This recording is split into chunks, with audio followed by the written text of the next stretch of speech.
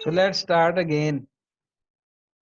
तो ये design process है सिंपल। इसमें जो थीम है हमारा ये है कि पहले जब हम एनालिसिस कर रहे होते हैं तो उसमें आपको सर्किट में कुछ करंट्स जैसे कलेक्टर करंट है, बेस करंट है, मीटर करंट है, यही मेन होते हैं। इनको फाइंड करने के लिए कहा जाता है और गिवन एक्सटर्नल जो डीसी बायसिंग बैटरी की वैल्यू होती है वीसीसी या वीईई वो गिवन होती है और रेजिस्टर्स की वैल्यू भी गिवन होती है। अगर इसी प्रोसेस को रिवर्स कर दें यानी आप डिमांड करें कि मुझे कलेक्टर करंट इतना चाहिए, बेस करंट इतना चाहिए, तो मुझे ये डिज़ाइन करके दो कि बाकी वैल्यूज़ कितनी, उनकी वैल्यू क्या होनी चाहिए, कलेक्टर रेजिस्टेंस की, बेस रेजिस्टेंस की या मीटर रेजिस्टेंस की वैल्यू कितनी होनी चाहिए।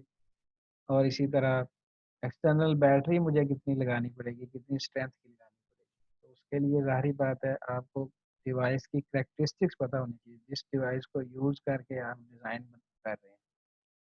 तो रिवर्स प्रोसेस जो है वो थोड़ा सा मुश्किल होता है, लेकिन इस केस में इतना मुश्किल भी नहीं है। ये वो सर्किट है जिसमें आपने वीसीसी, आरबी और आरसी फाइंड करना है। बाकी सारा इनपुट लूप की इक्वेशन भी वही रहेगी, आउटपुट लूप की इक्वेशन भी वही रहेगी जो पहले थी। चेंज क्या होगा कि अब पहले ये तीनों चीज़ें नॉन होती थी, वीसीसी, आरसी, आरबी। अब ये चीज़ें जो है वो क्या है, अननोन है। ठीक है। अब ये एक करेक्टरिस्टिक्स गिवन। ठीक है, तो यहाँ पे हमें काफ़ी इंफॉर्मेशन मिल जाती है। आउटपुट लूप की इक्वेशन लिखें, उसमें जब आप देखें आईसी को 0 रखें तो वीसीई वीसीसी के इक्वल होता है, तो वो ये वाला पॉइंट है। यानी 20 वोल्ट जो वीसीई है वो असल में वीसीसी ही है। मैक्सिमम वैल्यू ऑफ जो वीसीई हो सकती है वो वीसीसी के इक्वल है। दूसरा इधर आ जाए इस जगह पे, ये वाला पॉइंट, तो जब वीसीई 0 है तो उस वक्त आईसी मैक्सिमम होता है। तो वीसीसी किसके इक्वल हो जाता है, आईसीआर। वहां से अगर आरसी फाइंड करना है तो वो वीसीसी ओवर आईसी से आप आरसी भी फाइंड कर लेंगे। और बाद में बात रहेगी आरबी फाइंड करना है तो आप इनपुट लूप की इक्वेशन लिखें, वो ये वाली इक्वेशन है कि वीसीसी माइनस वीबी ओवर आरबी करके, तो यहाँ से आरबी भी निकला। तो ये हम हमें ये अगर वैल्यूज नहीं अवेलेबल तो हम नियरेस्ट पॉसिबल जो वैल्यूज अवेलेबल है, जैसे 4:2.5 एग्जैक्ट नहीं है आपको अवेलेबल मार्केट में, तो जो नियरेस्ट है वो आप ले लें। और इस तरह आरसी निकला था हमारा 2.5, तो हमें जो अवेलेबल थी वो 2.5। ठीक है, ये क्लियर है यहाँ तक? एनीवन? यस सर, क्लियर है। डिजाइन प्रोसेस क्या है उसका थीम समझ आ गया आपको? यस सर, आ गया सर समझ। ओके। और किसी को कोई प्रॉब्लम हो इसमें? Anyone else? अच्छा, अब ये एक नई हमारे पास कॉन्फ़िगरेशन है। ये देख के आप कह सकते हैं कि ये वोल्टेज डिवाइडर बायस्ड है, क्योंकि ये यहाँ पे ग्राउंड है। इससे पहले जब हमने मिसलीनियस में की थी इस तरह की, तो उसमें ये ग्राउंड नहीं था टर्मिनल, यहाँ वीईई लगे थे, तो इसलिए हम उसे वोल्टेज डिवाइडर बायस नहीं कह सकते। तो इसलिए वहाँ पे हमने थेवेनिन इक्विवेलेंट वाला मेथड यूज़ किया, अप्रॉक्सीमेट मेथड, इसलिए हमने वहाँ पे यूज़ नहीं किया था क्योंकि वो वहाँ पे अप्लाई नहीं हो सकता था। तो ये वोल्टेज डिवाइडर बायस अब कॉन्फ़िगरेशन गिवन है। R1 फाइंड करने को वो क्या कहता है, R1 फाइंड करो और RC फाइंड करो। ये दो चीज़ें फाइंड करने को कह रहा है। और Q पॉइंट पे IC और VCE, Q की वैल्यू भी गिवन है। IC कितना है 2 मिली एम्पेयर, VCE Q कितना है 10 मिली एम्पेयर। तो हम स्टार्ट करते हैं अपना एनालिसिस रिवर्स प्रोसेस। ये देखें, emitter to ground, emitter to ground जो वोल्टेज ड्रॉप होता है वो VE होता है आपके पास। यानी VE जो वोल्टेज ड्रॉप है वो असल में किसके क्रॉस है, 1.2 ओहम के रेजिस्टेंस के क्रॉस है।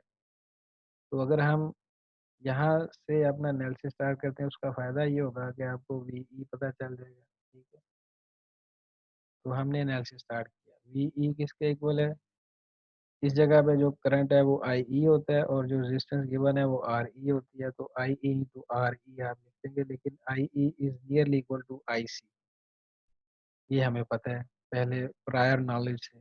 और आई सी आपको पता है 2 मिली एम्पेयर गिवन है, तो ये वैल्यूज आपने रख दी। आई सी की जगह 2 मिली एम्पेयर रख दिया, आर ई 1.2 गिवन था, तो यहाँ से वी ई भी आ गया आपके पास। अब आप जो है ये छोटा सा लूप लगाएंगे, छोटा सा बेस टू ग्राउंड अगर आपने वोल्टेजेस फाइंड करने हैं। ये तो था हमने इस emitter to ground voltages find कर लिए थे वी। अब आप ये टर्मिनल कौन सा होता है बीजेटी का, बेस टू ग्राउंड फाइंड करना चाहते हैं, तो वो बेस टू ग्राउंड में V B will be equal to V B E plus V. ये यहाँ ये बेस टू ग्राउंड में ये इतना जो पोर्शन है इसमें दो ड्रॉप्स आ रहे हैं, एक बेस टू मीटर आ रहा है, दूसरा मीटर टू ग्राउंड आ रहा है जो कि वीई है, तो V B E plus VE करेंगे तो वो वी बी आ जाए। तो V B E plus VE हमने किया 0.7 प्लस 2.4 किया तो 3.1, ये वी बी आ गया। लेकिन एक वी बी की इक्वेशन और भी आप लिख सकते हैं, वो कैसे हम लिख सकते हैं, ये हमें पता है अगर let's say base current is very very small, और यूजली होता भी है कि बेस करंट बहुत स्मॉल होता है और उसे आप इग्नोर कर सकते हैं। जब इस तरफ कोई करंट नहीं जाएगा तो ये R1 और 18 किलो ओम की रेजिस्टेंस ये दोनों सीरीज में होंगी। ये किस में होंगी, सीरीज में होंगी।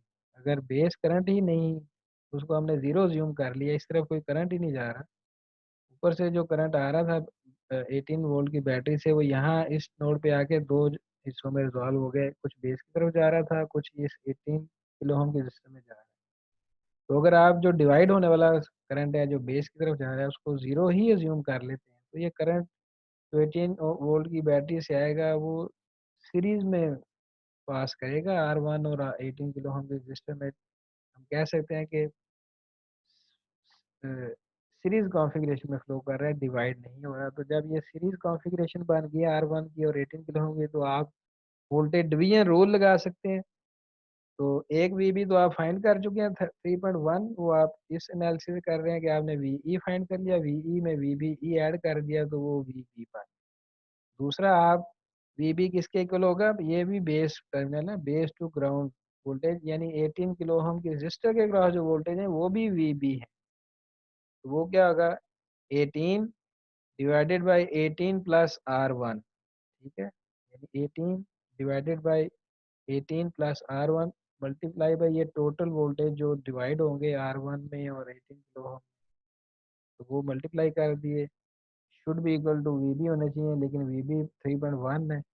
तो ये सारी इक्वेशन जो है इसमें एक ये सारे कांस्टेंट्स हैं, एक ही अननोन है R1, तो R1 आपका निकला है 86.52 किलो। ये थोड़ी सी मुश्किल प्रॉब्लम है, मैं दोबारा जो है वो स्टार्ट करता हूँ। आई ओके सी सर। क्यू पॉइंट पे वोल्टेज गिवन है और क्यू यानी पूरा क्यू पॉइंट गिवन है। क्यू पॉइंट दो ही, क्यू पॉइंट में दो ही चीजें होती है ना कि कलेक्ट आउटपुट करंट गिवन हो और आउटपुट वोल्टेज गिवन हो, तो वो क्यू पॉइंट को डिफाइन कर देता है। तो ये क्यू पॉइंट गिवन है, दो ये रजिस्टर फाइंड करनी है, बैटरी की वैल्यू भी गिवन है और कुछ और रजिस्टर की वैल्यू भी गिवन है। तो हमने हमें चूंकि आईसी पता है तो इसलिए हमने यहाँ से एनालिसिस अपना स्टार्ट किया कि जब आईसी पता है तो हमें आईई भी पता है, इट मींस क्योंकि IC is nearly equal to IE. जब आईई पता है तो फौरन हमारे माइंड में ये बात आ गई कि हम वीई फाइंड कर लेते हैं, ठीक है, क्योंकि आरई पता है। तो वीई फाइंड कर लिया, फिर हमने देखा अच्छा वीई में वीबीई ऐड करें तो वो तो वीबी के इक्वल होता है, बस ठीक है, वीबीई प्लस वीई कर देंगे तो वीबी आ जाएगा। लेकिन हमने देखा कि एक और दफा इसको गौर से देखा तो हमने देखा कि अगर बेस करंट को हम जीरो ज्यूम करें तो ये R1 रेजिस्टेंस और 18 किलो ओम की रेजिस्टेंस ये सीरीज में हो जाती है। तो ऊपर जो है 18 वोल्ट की बैटरी से करंट आएगा वो डिवाइड नहीं होगा अगर बेस करंट को जीरो ज्यूम कर। अगर ये सिचुएशन है तो 18 किलो ओम की जो रजिस्टर है उसके क्रॉस जो वोल्टेज ड्रॉप है वो भी तो वीबी ही है, क्योंकि वो बेस टू ग्राउंड लगी हुई है। तो उसको हमने दोनों इक्वेशन इन दोनों इक्वेशन को इक्वलाइज किया तो वहां से R1 की वैल्यू आपके पास आ गई। ठीक होगी बात। अब बात रहेगी यस दूसरी, सर। आरसी की। अब आरसी आप कैसे, वो उसी तरह आउटपुट लूप की इक्वेशन लिखे, यानी वीसीसी है ना ये, यानी 18 minus ICRC minus VCE minus VEI करें और इक्वल टू 0 रखें, तो ये पूरा आउटपुट लूप इक्वेशन जो बन जाती है, वही लिखी हुई है उसने। वो आप वो वाली कर ले, लेकिन वो उसमें आपको एक प्रॉब्लम आएगी, कलेक्टर टू मीटर वोल्टेज आपको पता नहीं होगा। ठीक है, तो इसलिए उसने सिंपल ये किया कि आरसी, इस रेजिस्टेंस की अगर आपने वैल्यू फाइंड करनी है, तो इसके अक्रॉस जो वोल्टेज ड्रॉप है उसका अगर पता चल जाए, और आईसी इसमें से करंट तो आईसी ही फ्लो कर रहा है, वो हमें पता है कितना है, 2 milli ampere current I RC में से जो फ्लो कर रहा है वो पता है। इसके क्रॉस अगर वोल्टेज ड्रॉप पता चल जाए, तो वोल्टेज ड्रॉप को करंट से डिवाइड करें तो आरसी की वैल्यू आ जाएगी। यही हमने किया। आरसी के क्रॉस वोल्टेज ड्रॉप को हम लिख दिया वी आर सी होता है, आईसी हमें पता है। अब वी आर सी का एक और फार्मूला भी है, यहाँ पे जो वोल्टेज है विद रिस्पेक्ट टू ग्राउंड वो वी सी है, और ऊपर क्या वोल्टेज है 18, 18 माइनस वी सी कर देंगे तो वो आर सी के इक्वल आ जाएंगे, 18 माइनस वी सी। और 18 असल में क्या वी सी सी है, ये जो 18 है सर ये आपकी आवाज थोड़ी लैग कर रही अब ठीक है, ये अब फर्क है, बेहतर है। है। सर आवाज थोड़ी थोड़ी कम आ रही है और लैग कर रही है, आप बताएं आप। बहुत ज्यादा कट के आ रही है। अगर आपकी आवाज ठीक आ रही है, उसका अपना इशू होगी। अभी अभी भी नहीं। तुम्हारा कोई इशू है, मुझे आपकी जो साउंड है ना उसमें बड़ी मसला आ रहा सर आपकी ठीक आ रही है सर। है। हाँ, तो R1 कैसे निकला ये मैंने डिटेल में बता दिया आपको, ठीक है। अब क्वेश्चन था कि आरसी कैसे निकालें, तो हमें ये ओहम्स लॉ से पता है कि किसी भी रजिस्टर की जो वैल्यू होती है वो उस रजिस्टर के वोल्टेज ड्रॉप को अगर डिवाइड करते हैं उस रजिस्टर में से करंट के रेशो ले लें, तो वो रजिस्टर के इक्वल होता है। तो हमारा आईसी हमें पता है, आरसी के में से जो करंट फ्लो कर रहा है आईसी वो गिवन है 2 मिली एम्पेयर। अब बात रहा कि सिर्फ इसके क्रॉस वोल्टेज ड्रॉप कितने होंगे, तो वो बड़ा इजी है। ये देखें, दो टर्मिनल है इस रजिस्टर के, इस टर्मिनल पे voltage with respect to ground है वीसी, और इस टर्मिनल पे वोल्टेज है VCC with respect to ground, और वो 18 है, यानी वीसीसी माइनस वीसी आप कर देंगे तो वो वीआरसी होगा। सर नोट पे ये या अब ये कंसेप्ट क्लियर हुआ है कि नहीं, ये वाला के वीआरसी कहाँ से है।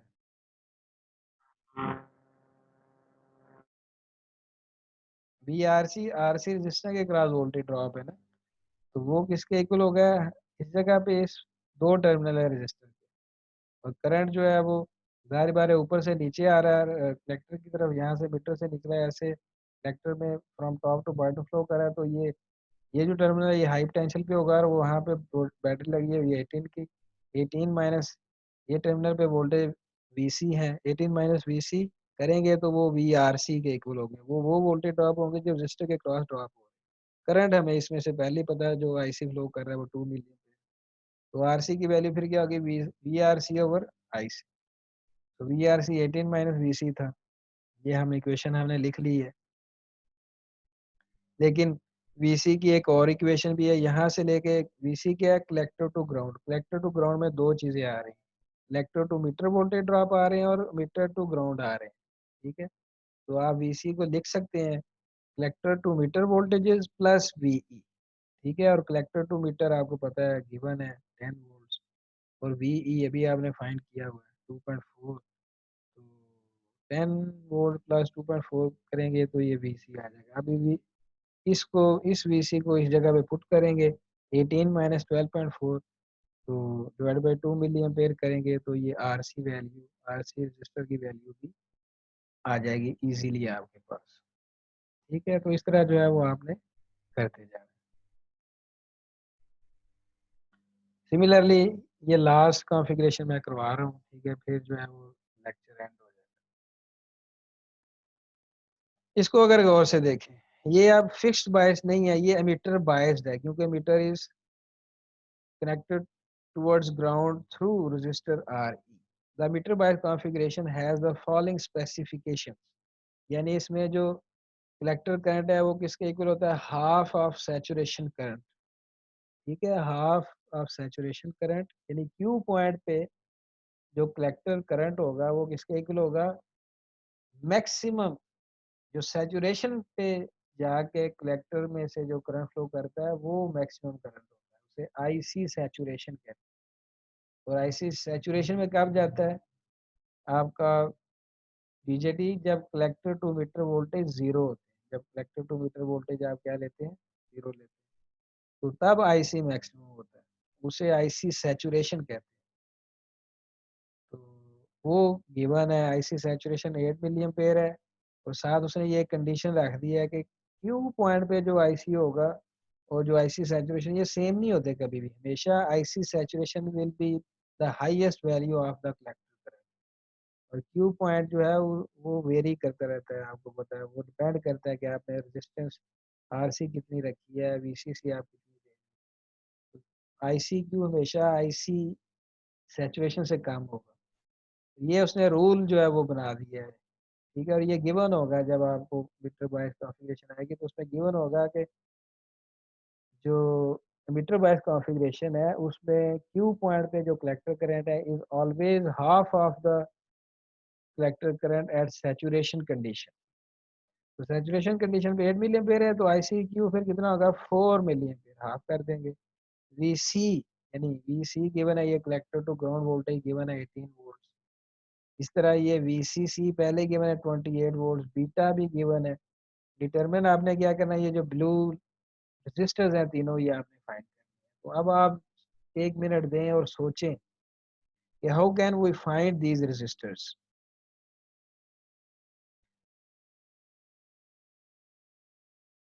सर आरसी तो उस तरह ही आएगा ना जिस तरह हाँ, पिछले बिल्कुल निकाला था क्वेश्चन समझ गए आप बात। आरसी के निकालने के लिए ये वोल्टेज गिवन है 28, वीसी भी गिवन है, यानी में। 28 माइनस 18 लेकिन करेंगे। सर ये समझ नहीं आया कि आईसीक्यू उसने 4 मिलियन पेयर क्यों लिया है, हाँ, 8 क्यों नहीं लिया। ये जो नहीं, I C Q is equal to half of I C sat, ये रूल गिवन है, ये मैंने हाईलाइट भी किया है कि जब भी आप डिजाइन करते हैं मीटर बायस कॉन्फ़िगरेशन का डिजाइन कर रहे होते हैं तो ये जो रूल है ये डिजाइनर्स ने दिया हुआ है कि हमेशा जो क्यू पॉइंट का जो करंट होगा कलेक्टर करंट वो क्या होगा, half of the saturation collector current. ठीक है, तो कलेक्टर करंट जब सैचुरेशन कंडीशन में होगा जब आपका बीजेटी, तो उस वक्त कलेक्टर करंट मैक्सिमम होता है, वो लेट से 10 मिलियन पेयर है, तो क्यू पॉइंट पे कलेक्टर करंट फिर कितना होगा, वो सैचुरेशन का हमेशा हाफ होता है। ठीक है, यानी आप क्यू पॉइंट ऐसा ले सकते हैं, ठीक है, जिसपे एम्पलीफिकेशन जो है वो बड़ी अच्छी होगी। तो आप तो अगर सैचुरेशन पे पता है कलेक्टर करंट का, तो आप कहेंगे कि मुझे इसका क्यू पॉइंट पे भी करंट पता है, कैसे, आप उसका जस्ट हाफ कर देंगे। ठीक है, क्यू पॉइंट पे कलेक्टर करंट, तो ये रूल है और ये डिजाइनर्स ने प्रोवाइड किया हुआ है। ठीक है, इसकी कोई पीछे डेरिवेशन नहीं है। सो सैचुरेशन कलेक्टर करंट पता था, उसका हाफ करके क्यू पॉइंट पे कलेक्टर करंट निकाल लिया। अब आरसी निकालना है तो वेरी सिंपल, इसके क्रॉस वोल्टेज ड्रॉप पता हो और आईसी क्यू तो पहले ही पता है, तो वो वी आर सी पता चल जाए, उसको आई सी क्यू से डिवाइड कर देंगे तो हमारे पास आर सी आ जाए। तो वी आर सी कैसे इक्वल है, वही 28 माइनस 18 करें, यानी V C C minus V C करें, 28 माइनस 18 डिवाइडेड बाई ये आई सी क्यू गिवन है पहले यहाँ आपने फाइंड कर लिया, तो ये आपके पास आर सी भी आ गया। बात रह गई अब आर बी की, तो वो भी हम देख लेते हैं। अब आप थोड़ा सा आगे चलें, एक ये इसको भी हम अपने इस्तेमाल में लेते हैं कि सैचुरेशन करंट के जो गिवन है कलेक्टर करंट, इसके दो इस्तेमाल है। एक तो इस्तेमाल ये कि सैचुरेशन कलेक्टर करंट से आपने क्यू पॉइंट पे कलेक्टर करंट निकाल लिया, दूसरा जो है वो आप यहाँ पे आप निकाल रहे हैं। ठीक है, वो क्या किया कि आपने सैचुरेशन कंडीशन पे जो आउटपुट की इक्वेशन बनेगी वो लिखनी है। ठीक है, वो मुझे पता है सैचुरेशन पे क्या होती है आउटपुट की इक्वेशन, वैसे आउटपुट इक्वेशन क्या है, V C C minus I C R C minus VCE minus IER is equal. लगता है सर का नेट चला गया, मेरा भी इशू हुआ था। हाँ आवाज नहीं आई सर। अब ठीक आ रही है? यस सर आ रही। यहाँ तक ये जो हमने RC कैसे निकाला ये क्लियर हो गया ना? आगे मेरा ख्याल है कट गया था यस कनेक्शन, सर। वो मैं बता रहा था कि आउटपुट लूप की इक्वेशन लिखें सिंपल। वो क्या बनती है? VCC minus ICRC minus VCE minus V is equal to 0। ये तो जनरल आउटपुट की इक्वेशन। लेकिन सैचुरेशन पे सिर्फ फर्क ये आता है आउटपुट इक्वेशन में कि collector to emitter voltage zero हो जाते हैं। जब collector to emitter voltage zero हो जाएंगे तो इक्वेशन फिर क्या रह जाएगी? VCC minus ICRC minus VE is equal to 0। ठीक है, तो वहां से आप ये जो है IC सैड की इक्वेशन ये वाली बन जाएगी। उस सैचुरेशन पे जो आपने कलेक्टर करंट की इक्वेशन ये बन जाएगी, क्योंकि ये बीच में से अगर इसको मैं शॉर्ट कर दूंगा तो RC और RE सीरीज में नहीं आ जाएंगी। RC और RE देखिए जरा, ये कलेक्टर टू मीटर में शॉर्ट कर दूं, कलेक्टर टू मीटर जीरो करने का यही मतलब है ना कि यहाँ से मैंने शॉर्ट कर दिया तो RC और RE सीरीज में आ जाएंगे और सीरीज कॉम्बिनेशन के क्रॉस 28 ड्रॉप हो रहा होगा। तो अगर मैंने कलेक्टर करंट फिर फाइंड करना है तो क्या होगा? टोटल वोल्टेज कलेक्टर कितने हैं? 28 यहाँ से लेके ग्राउंड तक, और टोटल रेजिस्टेंस कितनी आ गई? RC plus RE।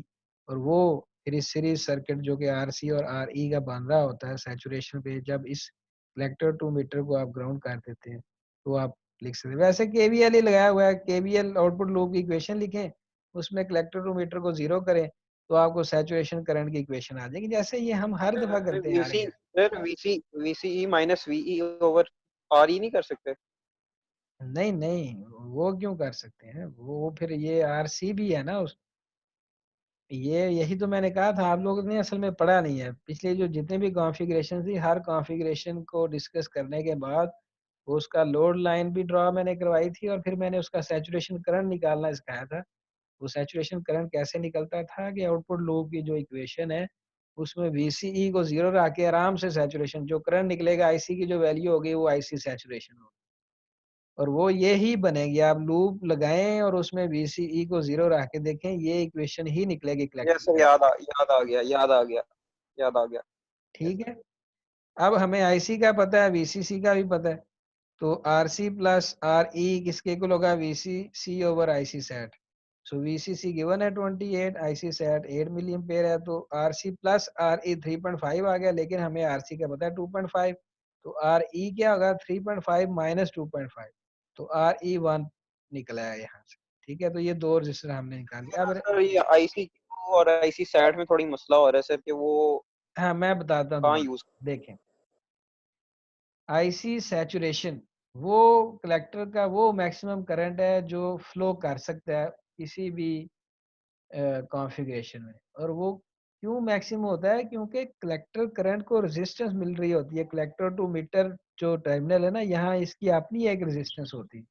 अगर इसको कलेक्टर टू मीटर वोल्टेज इसको जीरो जब करें, जो कि सैचुरेशन पे जीरो ही होते हैं, तो फिर रेजिस्टेंस जो कलेक्टर टू मीटर मिल रही है वो कम होगी ना। इन दोनों को तो आप रिमूव नहीं कर सकते सर्किट में, ये तो आपने अपने पर खुद लगाए हुए हैं सर्किट के अंदर करंट्स को कंट्रोल करने के लिए और आउटपुट वोल्टेजेस को कंट्रोल करने के लिए। इसको ही सैचुरेशन पे आपने VCE को जीरो कर दिया, कलेक्टर टू मीटर वोल्टेज आज क्या कहते हैं, जीरो हो गया।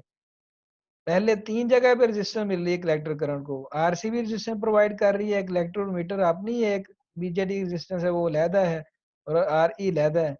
तो जब आप ये जो कलेक्टर मीटर जो BJT की अपनी रेजिस्टेंस है इसको खत्म कर देंगे, यानी शॉर्ट कर देंगे, तो ये रेजिस्टेंस जीरो हो जाएगी ना। तो करंट कलेक्टर का मैक्सिमम होगा या मिनिमम होगा?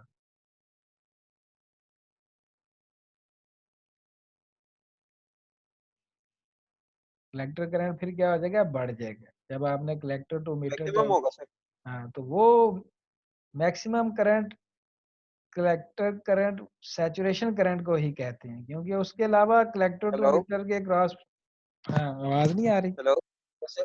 सर वो मैक्सिमम हो जाएगा करंट? हाँ, मैक्सिमम ही होता है ना, क्योंकि आपने collector to emitter voltage zero कर दिया ना, शॉर्ट कर दिया। ये सैचुरेशन पे ही होता है, सैचुरेशन के अलावा ये कभी भी collector to emitter voltage zero नहीं होते। आपने अगर फाइंड, ठीक आप देखें क्वेश्चन सॉल्व करें तो कलेक्टर टू मीटर वोल्टेज आ रहे होते हैं, ये जैसे ये पिछले क्वेश्चन में भी अगर आप जाएं तो कलेक्टर टू मीटर वोल्टेज का ही तो हम ग्राफ प्लॉट करते हैं विद रिस्पेक्ट टू, ये कलेक्टर टू मीटर वोल्टेज नहीं है एक्स एक्सिस पे, और इसका ग्राफ प्लॉट किया with respect to IC. Yes sir. तो यस जब सर। ये collector to emitter voltage X यहाँ ओरिजिन पे 0 है तो कलेक्टर करंट मैक्सिमम है ना, इसे हम कहते हैं सैचुरेशन करंट। अच्छा सर, अब ओके समझ सर। आइए। ठीक है चलो, हमारा सर काम है कि इसमें भी ग्राफ बनाना चाहिए था। किसी तरीके से समझ आ जाए बस आपको। तो असल में ये सर काम इसमें भी ग्राफ बनाना चाहिए। ये ऐसे होगा, पेपर निकाल के हाथ से करने से होंगे ये क्वेश्चंस, ठीक है, लूप्स की इक्वेशन खुद लिखने के और कंडीशन पुट करके कि सैचुरेशन पे VCE 0 होता है तो क्या इक्वेशन बनेगी, ठीक है, कट ऑफ पे क्या बनेगी, ये ऐसे जो है आपको क्लियर ज्यादा नहीं होगा जब तक आप जो है वो पेपर पे इसको खुद सॉल्व नहीं करेंगे। बहरहाल मेरी मैक्सिमम कोशिश है कि आपको समझ आ जाए। तो ये जो आईसी सैट की इक्वेशन आई है ये जस्ट आउटपुट लूप की इक्वेशन है, उसमें VCE को 0 रखा हुआ है बस, और कुछ भी नहीं ये किया। सर पीछे पीछे भी हम यही करते थे जब आउटपुट यही इक्वेशन करते रहे। निकालते थे वीसी। हाँ, तो ये RC निकला है और फिर RE निकला है यहाँ से, अब रह गया सिर्फ RB। ठीक है, वो बहुत इजी। उसके लिए सबसे पहले हम IB फाइंड कर लेते हैं, क्योंकि हमें ICQ हमने निकाला है वो हाफ ऑफ IC सेट होता है। तो IBQ किसके आपको पता है, बीटा टाइम्स IBQ ICQ होता है। तो बीटा भी हमें गिवन है तो IBQ आप निकाल सकते हैं। ICQ 4 मिली एम्पीयर था, बीटा 110 गिवन था, इन दोनों के रेशियो लें तो आपके पास IBQ निकला है। ठीक है, लेकिन एक IBQ की इक्वेशन और भी है, वो जो इनपुट लूप की बनती है। सर वो किरचॉफ लॉ से निकालते थे सर हम। ये नहीं, इनपुट लूप पे आप इक्वेशन लगाएंगे, वो क्या होगी, VCC minus IBRB minus VBE minus IERE is equal to 0। उसको रीअरेंज करें तो ये इक्वेशन बन जाती है, ये वाली। क्लियर है ये बात कि नहीं? यस सर, ये तो सर हम चैप्टर के शुरू से कर रहे हैं ये शुरू वाली से ही इक्वेशन। करते आ रहे हैं। हाँ, इसमें आप देखें एक यस सर। IBQ हमें पता है ये होता है, अब इन दोनों इक्वेशन को इक्वलाइज कर दिए तो यहाँ पे IBQ की जगह मैं 36.36 लिख सकता हूँ। हम्म। तो यही वो किया है, यहाँ पे IBQ की जगह मैं लिख सकता हूँ 36.36, और दोनों इक्वेशन इक्वेट करने के बाद मेरे पास RB आ जाएगा। क्यों आ जाएगा ये देखें, VCC भी गिवन है कि नहीं, 28, VBE 0.7 होता है, ये भी नॉन हो गया। RB फाइंड करना है, ठीक है, ये अननोन है, नो प्रॉब्लम। बीटा गिवन है 110, यस, 1 तो यस वैसे सर। RE हम फाइंड कर चुके हैं 1 किलो हम, ठीक है, RE भी रख दिया। और ये IBQ भी हमें पता है 36.36, सिर्फ ये यही अननोन रह जाएगा तो वो निकल नहीं आएगा फिर। यस सर, निकल आएगा आगे समझ। तो ये तीनों रजिस्टर की वैल्यू फिर आप जो करीबी आपको अवेलेबल होंगी मार्केट में वो आप ले लें। तो इस तरह जो है वो डिज़ाइन जो है वो टॉपिक जो है हमारा ख़त्म हो जाता है। आगे एक और भी प्रॉब्लम है वो अब मैं आप पे छोड़ दूँ कि आप खुद उसका डिज़ाइन करेंगे। ठीक है, तो इट्स नॉट वेरी डिफ़िकल्ट, लेकिन ये थोड़ा सा कंसेप्चुअल होता है, इसमें चीज़ों का थोड़ा सा ज़्यादा ध्यान रखना होता है। ये प्रोसेस रिवर्स है, एनालिसिस का रिवर्स होता है सिंथेसिस, और उसे डिज़ाइन भी कहते हैं। एनालिसिस में आप क्या करते थे, कलेक्टर बेस मीटर करंट्स निकाले थे, कुछ वोल्टेजेस निकाले थे, VCC यूजुअली गिवन होता था और रेजिस्टेंस भी गिवन होती थी। इसमें थोड़ा ये है कि कुछ चीजें पहले से गिवन होती है, कलेक्टर करंट या दूसरे करंट्स गिवन होते हैं और आपको रेजिस्टेंस निकालने के लिए या इवन VCC निकालने के लिए कहते हैं। रिवर्स प्रोसेस जो है उसे हम क्या कहते हैं, डिजाइन।